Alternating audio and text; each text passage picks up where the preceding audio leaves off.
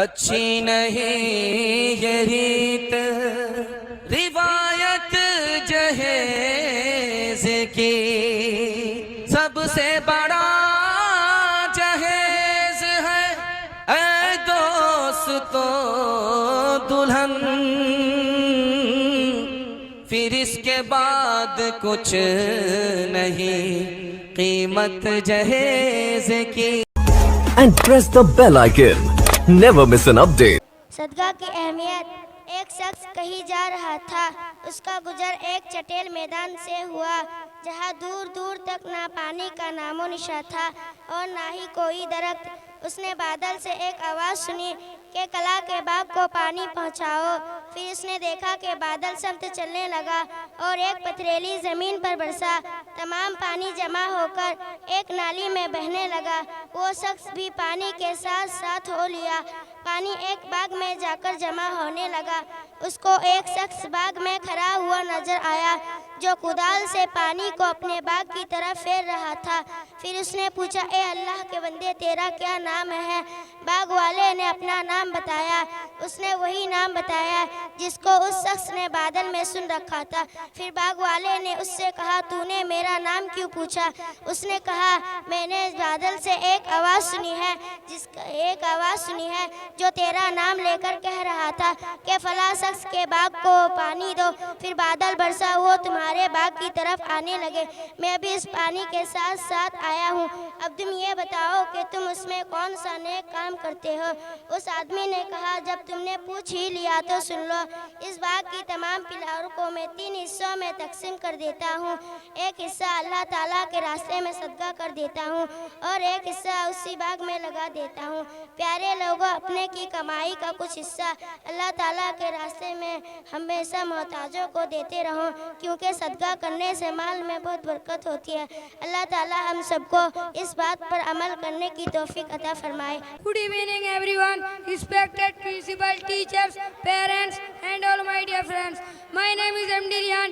Today I am going to speak few lines about Rani Lakshmi Bai. Rani Lakshmi Bai was a great woman freedom fighters of India. She was born on 19 November 1820 Uttar Pradesh. She is known as Jhansi ki Rani. She was married to Raya Gangadhar Rao. Rani Lakshmi Bai fought very bravely with the British. She did not surrender to the British. Rani Lakshmi Bai always stayed in the heart of every Indian. Thank you so much.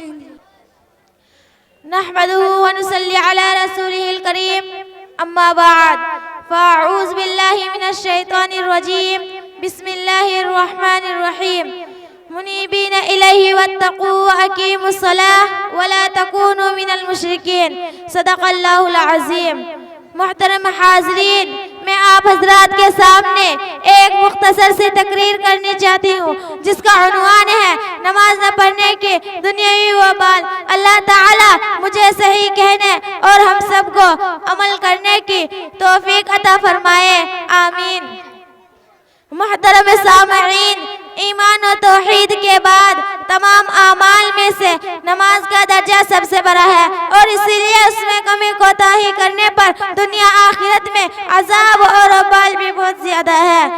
وجہ یہ ہے کہ نماز ہر عاقل بالغ پر روزانہ 5 بار فرض ہے اور ہر حال میں فرض ہے، اور مقیم مسافر، تندرست بیمار سب پر ضروری ہے، حتیٰ کہ جنگ کے میدان میں بحالت خوف بھی نماز کی ادائیگی معاف نہیں بلکہ ایک خاص طریقے سے پڑھنا ضروری ہے۔ عزیزو، دوستو اور ساتھیوں، یاد رکھیے، ایک بے نمازی شخص دنیا ہی میں بڑے بڑے وبال اپنے سر لیتا ہے۔ ایک تو یہ کہ نماز کو چھوڑ کر ہر دن رات میں وہ 5 بار اپنے خالق حقیقی اور مالک اصلی کو ناخوش و ناراض کرتا ہے۔ دوسرے یہ ہے کہ وہ اپنے نبی کو بھی اسی طرح روزانہ 5 دفعہ ناراض کرتا ہے۔ اور یاد رکھیے، اللہ اور اس کے رسول کی ناراضگی دنیا میں بڑے عذاب اور وبال کا باعث بن جاتی ہے۔ اکثر دنیاوی زندگی اجیرن ہو کر رہ جاتی ہے، سب کچھ ہوتے ہوئے چین و سکون نصیب نہیں ہوتا۔ اس کے علاوہ حدیث پاک میں فرمایا گیا ہے کہ بے نمازی کو دنیا میں 5 وبالوں میں مبتلا کیا جاتا ہے۔ ایک تو یہ کہ اس کی زندگی میں برکتی نہیں رہتی، ہر کام میں بے برکتی پیدا ہو جاتی ہے۔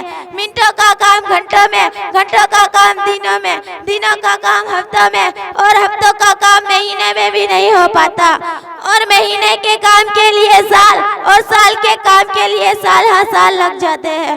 موت تک بھی وہ اپنے کاموں کو پورا نہیں کر پاتے اور ہزاروں حسرتوں کے ساتھ دنیا سے جاتا ہے۔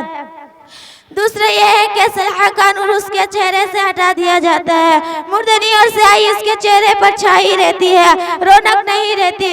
تیسرے اس کے نیک کاموں کا اجر ہٹا دیا جاتا ہے، یعنی دیگر احکام زکوٰۃ روزہ حج ادا کرنے سے ذمہ سے ساقط تو ہو جاتی ہے، لیکن نماز نہ پڑھنے کی وجہ سے ان پر ملنے والے اخروی اجر مرتب ثواب نہیں ہوتا۔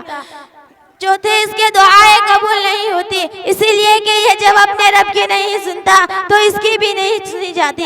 حدیث پاک میں آپ صلی اللہ علیہ وسلم کا صاف صاف ارشاد ہے، اسمع اسم اللہ، یعنی اپنے رب کی مان، اس کی سن، تیری دعائیں سنی جائے گی، ورنہ کیسی غیر مانوس آواز ہے کہہ کر رد کر دی جائے گی۔ پانچویں یہ ہے کہ نیک بندوں کی دعاؤں میں اس کا حصہ نہیں رہتا، اور عارفین کہتے ہیں کہ بے نمازی پر نماز نہ پڑھنے کا ایک مستقل وبال ہوتا ہے، چنانچہ فجر کی نماز چھوڑنے سے چہرے کی رونق ختم کر دی جاتی ہے، اور ظہر کی نماز ترک کرنے سے روزی کی برکت ختم کر دی جاتی ہے کہ کتنا ہی کمائے اس کے لیے کافی نہیں ہے، اور عصر کی نماز چھوڑنے سے بدن کی طاقت ختم کر دی جاتی ہے، اور مغرب کی نماز چھوڑنے سے اس کو اولاد سے کوئی دینی دنیاوی فائدہ نہیں ہوتا، اور عشاء کی نماز چھوڑنے سے نیند کی راحت ختم کر دی جاتی ہے کہ رات بھر سونے سے بھی آرام اور راحت نہیں ملتا، اور جمعہ کی نماز چھوڑنے سے دل پر مہر لگا دی جاتی ہے، جس کے بعد کوئی خیر کے کام کو کرنے کو یا کوئی خیر کی بات سننے کو اس کا دل نہیں چاہتا، اور نہ کسی دینی محفل و مجلس میں اس کا دل لگتا۔ اللہ تعالی ہم سب کو اپنی امان پر رکھے اور نمازوں کا پورا اہتمام کرنے کی توفیق۔ میں مدینے چلی، میں مدینے چلی، پھر کرم ہو گیا، میں مدینے چلی، کیپ سا چھا گیا، میں مدینے چلی، جھومتی جھومتی میں مدینے چلی، میرے آقا در ہوگا پیسے نظر چاہیے اور کیا، میں مدینے چلی، میرے کندھے قدم اور ان کا حرم لاج رکھنا خدا، میں مدینے چلی، گنبد سب جبر جب پڑے گی نظر کیا سرور آئے گا، میں مدینے چلی،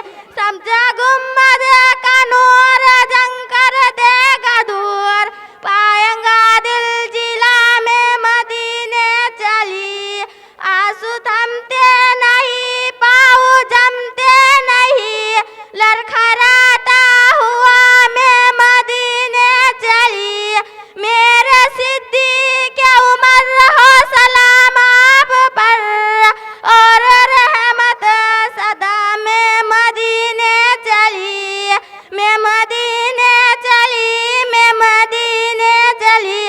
السلام علیکم ورحمۃ اللہ وبرکاتہ۔